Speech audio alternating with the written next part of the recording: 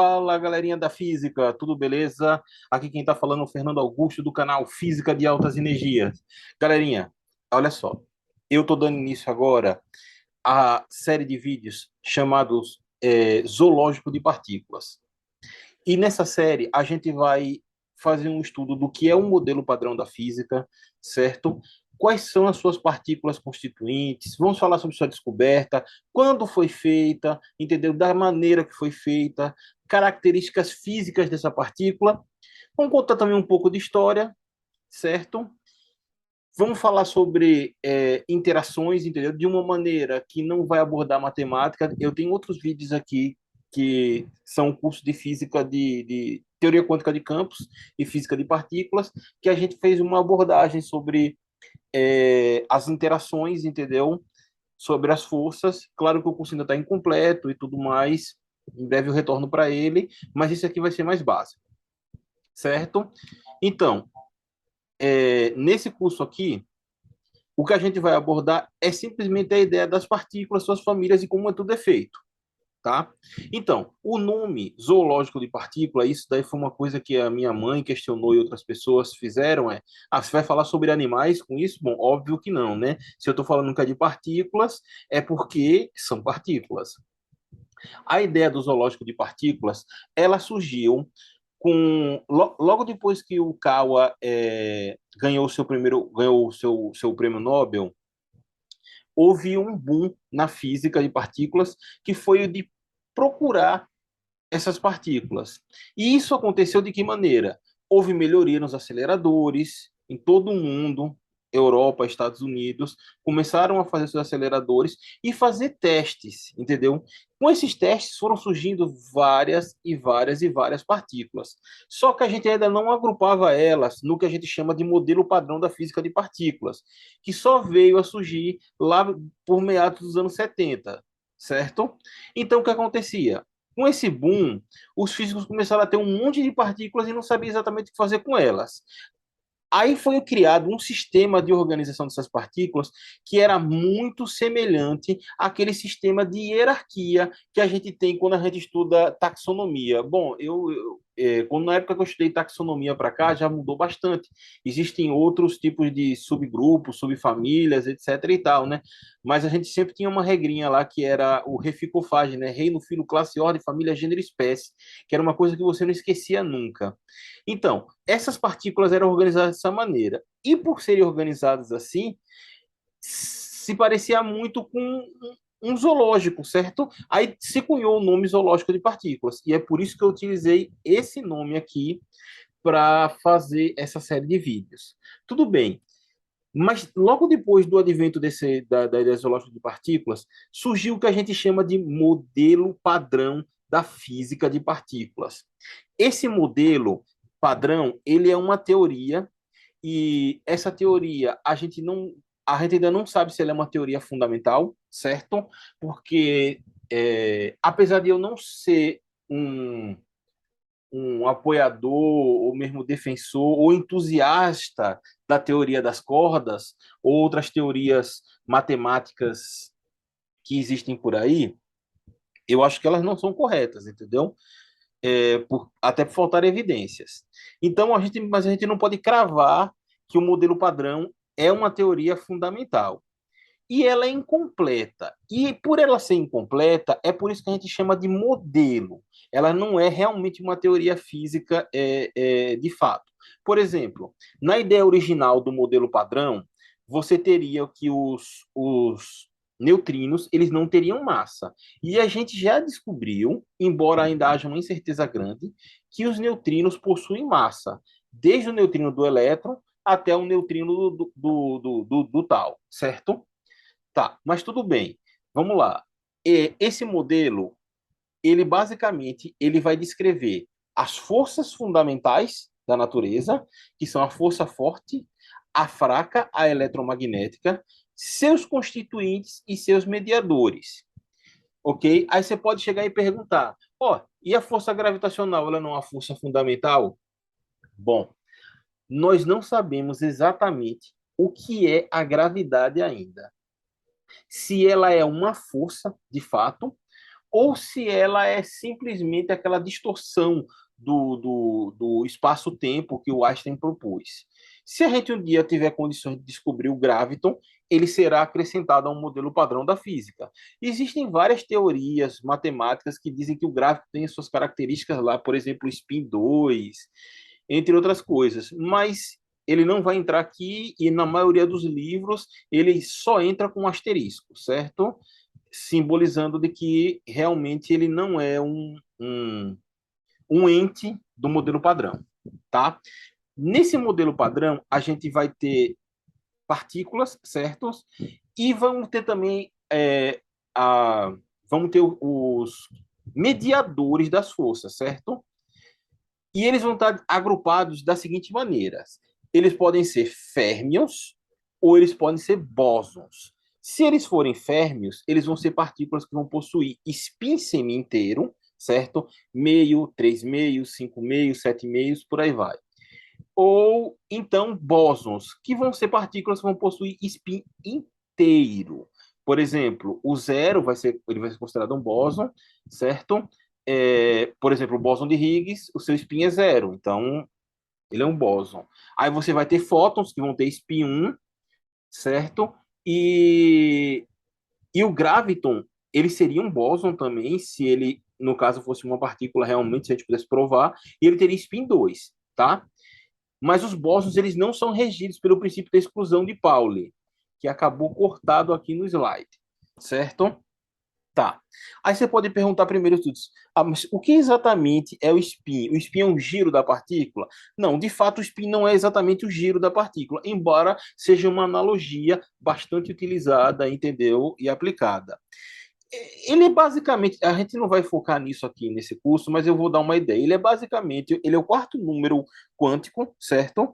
E ele está associado com o momento angular. Ele é quase uma propriedade do momento angular, certo? Das partículas, e serve para dar as diferentes orientações desse momento angular.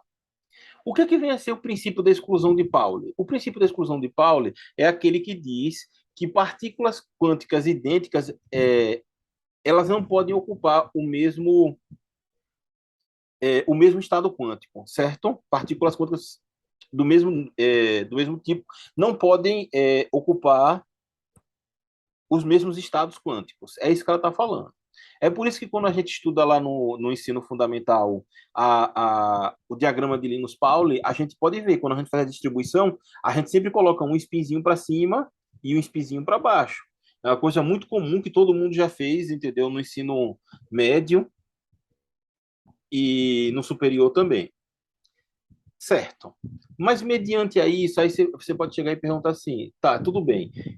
Mas, de fato, qual é a escala que a gente está tratando no modelo padrão da física? No modelo padrão da física, a gente está tratando com a menor escala possível. São partículas pontuais. Elas são menores do que os constituintes dos núcleos atômicos. Vamos dar uma olhada num pequeno vídeo aqui?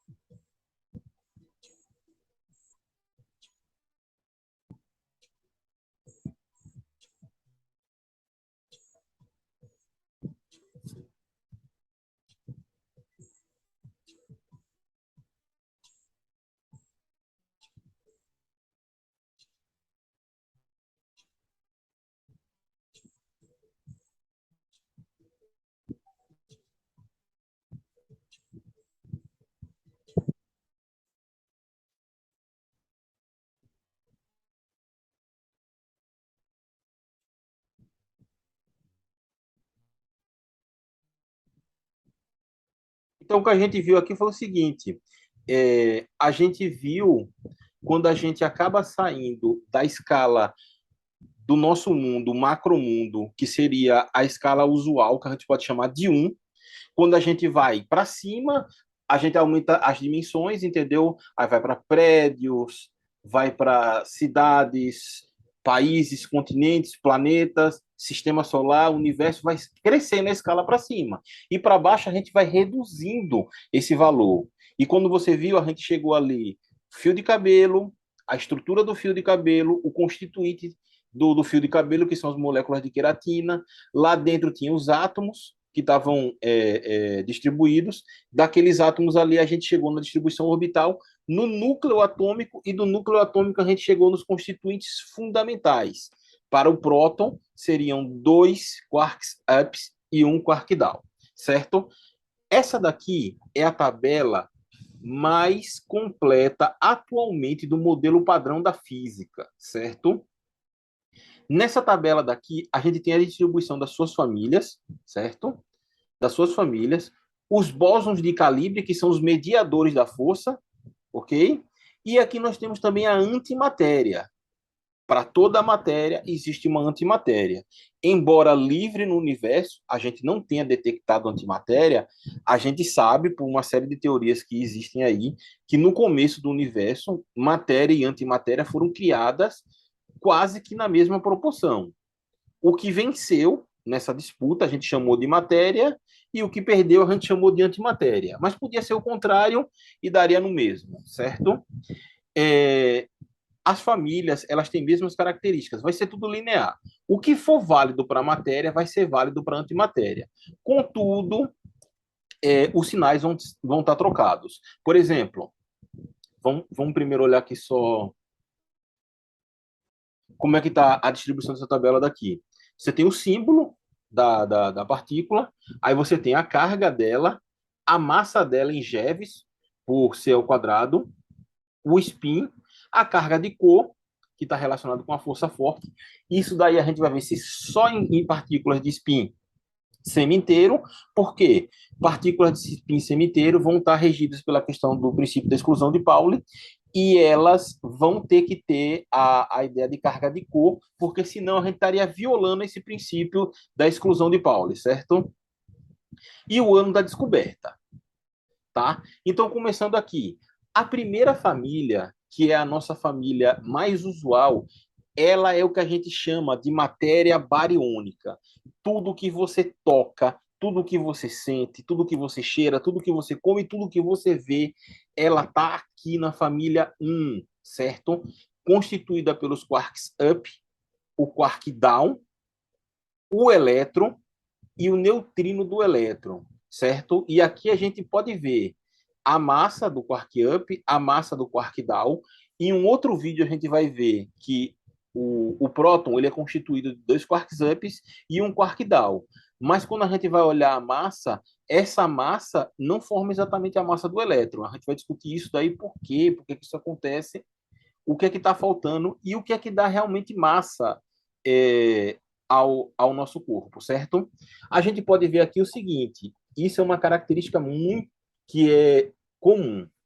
Na família 1A, você pode ver que o quark up ele é um quark estável, certo? Ou seja, ele está ali e ali ele não vai decair. O quark down, ele vai decair, mas ele decai a cada 900 segundos. E é por isso que os nêutrons eles acabam decaindo, certo? E é muito comum quando você está próximo de um reator nuclear, que você tem uma grande quantidade de nêutrons, você fazer medições de, de, de, de partículas, você usa aquilo para detectar, justamente por causa desses decaimentos que estão constantemente acontecendo, certo?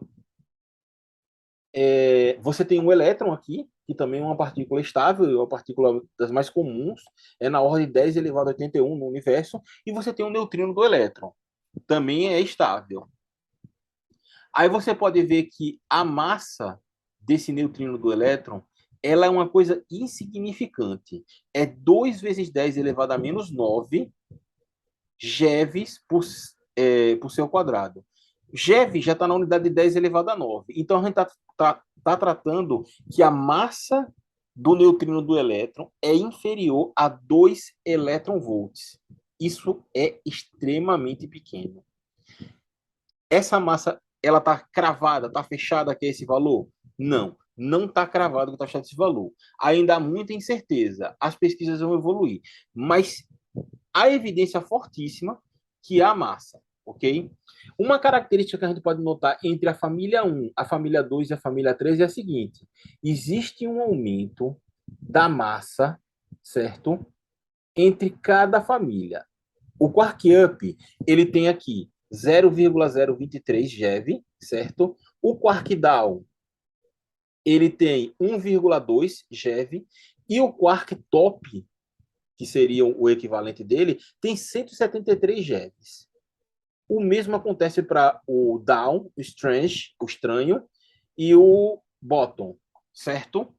Outra característica que a gente pode ver é o seguinte: eles estão aumentando em massa, só que eles estão o quê? Reduzindo em tempo de vida, de meia-vida. Se o Quark Up é estável, o Quark Charme ele tem um tempo de vida de 10 elevado a menos 12. E o top, 10 elevado a menos 25. Então, quando a gente está fazendo as medições lá no LHC, a gente não mede eles diretamente. A gente só mede indiretamente. A gente tem que fazer o que chama de processo de reconstrução, ok? Certo? Todas as propriedades da antimatéria são iguais, porém a gente está trocado, certo? Você pode ver que a massa é a mesma, o spin é o mesmo nesse caso, certo? Mas aqui a carga ela é invertida, ele continua sendo estável e a carga de cor ela é diferente, certo? Aqui é ciano, magenta e amarelo e a carga de cor aqui do Quark Up ela é vermelho, verde e azul, tá ok? Ele pode assumir esses três estados. Tá? Aqui no meio a gente tem os bósons de calibre, que são os mediadores da força. O mediador da força forte é o quarco, é o gluon, certo? O da eletromagnética é o fóton mesmo de luz que a gente está falando, certo? Que tem essa variação que vai desde ondas de rádio até raios gamas, é o nosso fóton. E aqui a gente tem o bóson W, o bóson Z que, por sinal, ele foi objeto de estudo no minha tese de doutorado, que seria o decaimento do bóson de Higgs em 2Es. Eu trabalhava na reconstrução de 4 leptons dando isso daí, certo? E aqui a gente tem o bóson de Higgs, foi descoberto em 2002, a gente vai ter uma aula só sobre ele, ok? O graviton, a gente não entende das propriedades dele ainda, mas está aqui, ó, o spin, como eu mencionei, de valor 2. Então, era isso que eu queria mencionar. Antes de a gente fechar, que a gente tem um átomo de hidrogênio, que ele é formado basicamente por um próton. Aí você tem um elétron próximo dele, e você tem aqui, ó, o Quark Up e o Quark Down, certo? O próton é constituído de 2 quarks ups e um quark down. Se você somar, você vai ver que isso daqui vai dar uma carga de 1 positiva, 2 terços mais 2 terços, 4 terços menos 1 terço, vai dar 3 terços, que é 1, certo? Aí você tem aqui os gluons que estão ligando eles, certo? E você pode se perguntar o seguinte: eu tenho um quark up que tem spin meio, eu tenho um outro quark up que tem spin meio, e você tem um quark down que nesse caso aqui vai ter spin menos meio. Mas esse quark up, esses dois quark ups, eles vão estar ferindo o princípio da exclusão de Pauli. O que é que acontece? Se coloca a carga de cor, que é da força forte, e aí eles têm cargas de cor diferentes. Aqui está verde, aqui está vermelho, certo? Uma hora eles são assim, outra hora eles trocam, e assim vai seguindo constantemente. Então, eu espero que vocês tenham gostado do vídeo, certo? Se inscrevam aí no canal, deixe seu joinha, pode fazer suas perguntas, e nós vemos na próxima aula, ok? Foi um prazer aí falar com vocês, e em breve a gente vai estar voltando para a aula número 2, ok? Um abraço a todos.